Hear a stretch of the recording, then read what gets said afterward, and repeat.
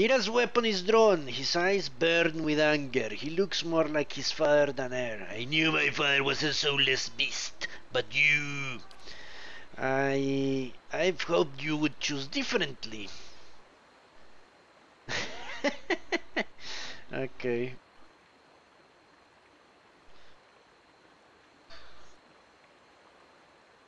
I was just going to take her to some place safe. Hello, Coltras. Not a chance, stray worm. Okay. I don't think I can successfully pull away to some place. Can I? Shit. No, I think everyone will have to engage someone. There is no safe place to hide. No. Alright. Eh? Time to engage them. Huh? Hopefully they're not too hard. Following your lead. The cipher. Well, that sounds like something bad. Let's attack the cipher with our archers. And What is it? Let's blast away that dude. Okay.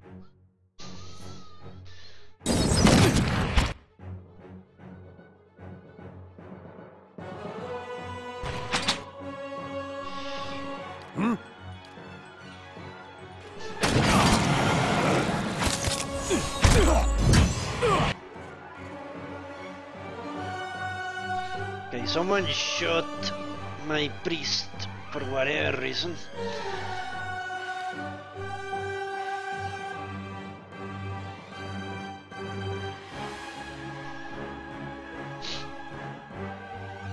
Alright, let's wait. What? Where is consecrated ground? There it is. What? No, no. You need to come here. Alright. Consecrated ground. What the fuck? They charmed air. Great. Well...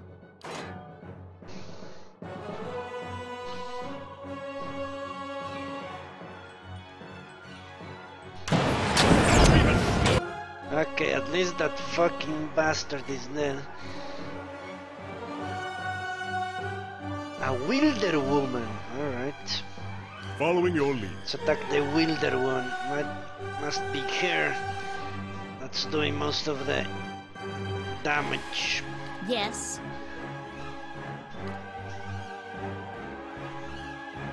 Need to put him on the defensive.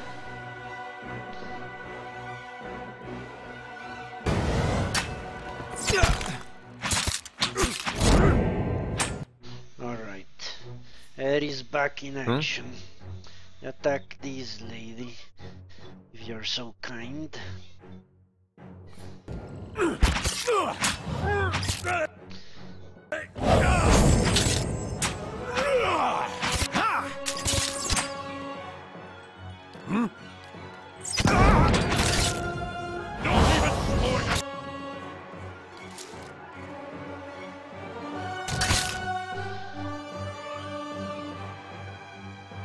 Hey.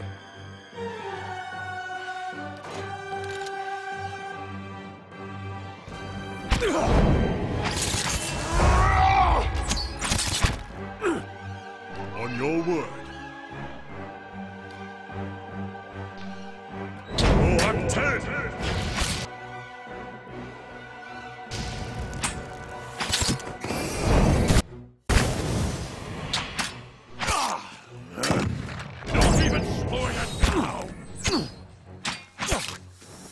What the fuck? This dude is amazingly strong. God!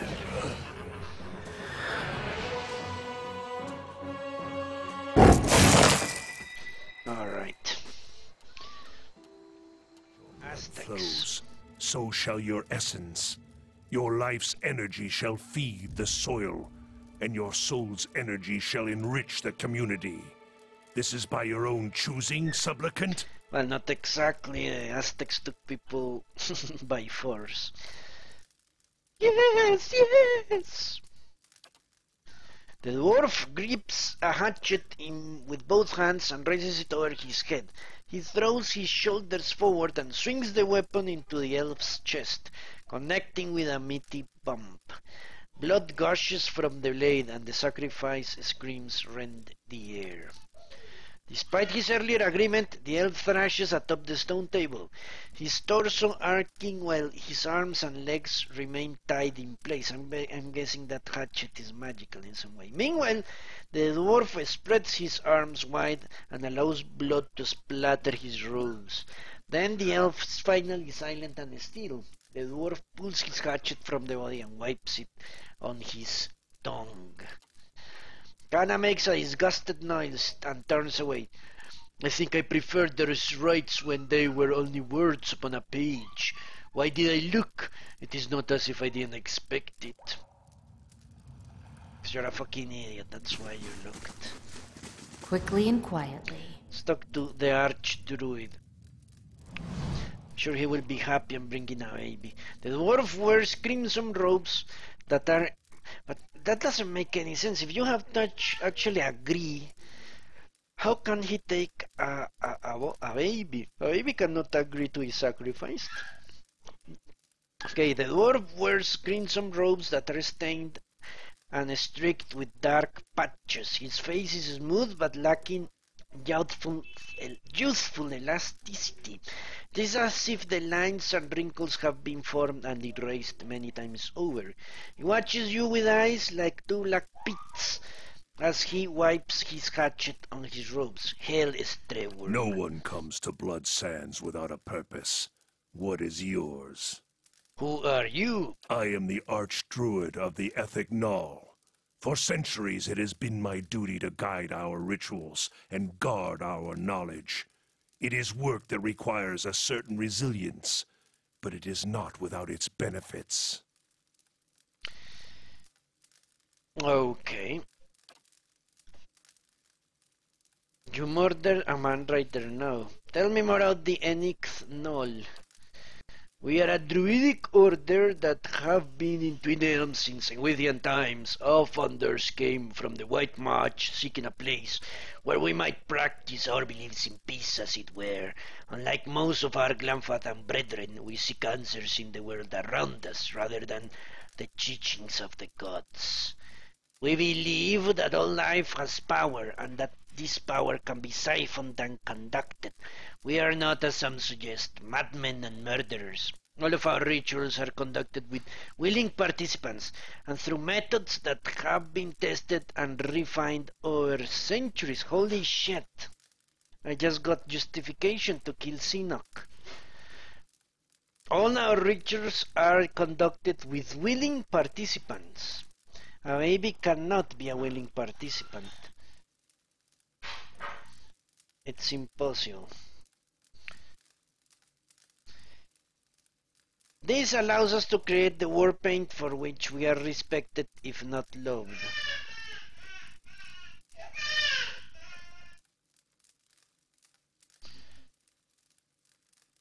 Okay, I want to know more about the sacrifices. A guttural laugh rumbles from his throat. We merely believe that in giving up something of value, the energy from the sacrifice can be diverted elsewhere.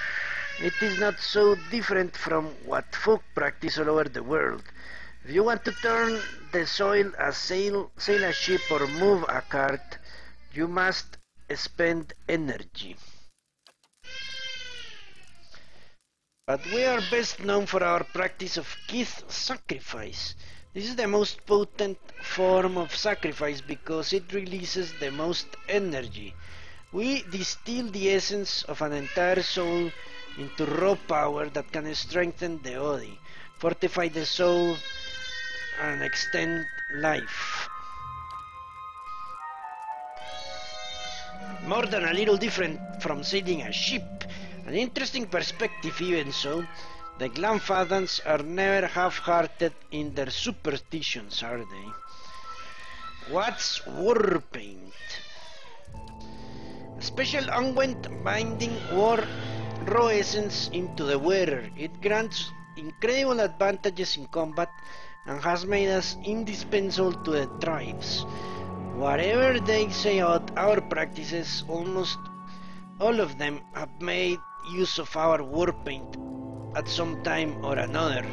Fascinating indeed how most strident objections can be overcome by circumstance. I would like to buy paint, that's for sure. I'm no merchant godlike. Talk to Keeper Wood Irda, that's it. She's around here somewhere. That's the person I'm supposed to talk to. How are you different from the obits of the Golden Grove? A dry laugh rasps his throat. Golden Grove. I remember when Nerona came up with that name. Used to be as green as the rest of the forest, you know. We are more similar than they would like to admit. We both believe in achieving power with a double-edged aid of the gods, but their fantasy is pure creation, something from nothing. They blind themselves to the fact that all life, from the mightiest dragon to the slimest blade of grass, requires death. The greatest ends require the greatest sacrifice. So I guess they are some sort of vegan sacrificers or whatever. But then there is a problem. The guy Simok said one baby won't look so different from another. That means they sacrifice babies? I don't understand. Do they sacrifice babies? That's a good question. He seems to say a willing participant. I don't think a baby can give consent.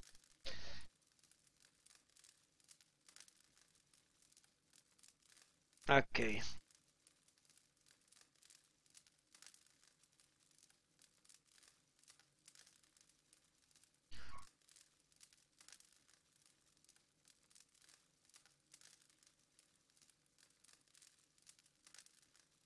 An interesting thought. I'll have to ponder it further.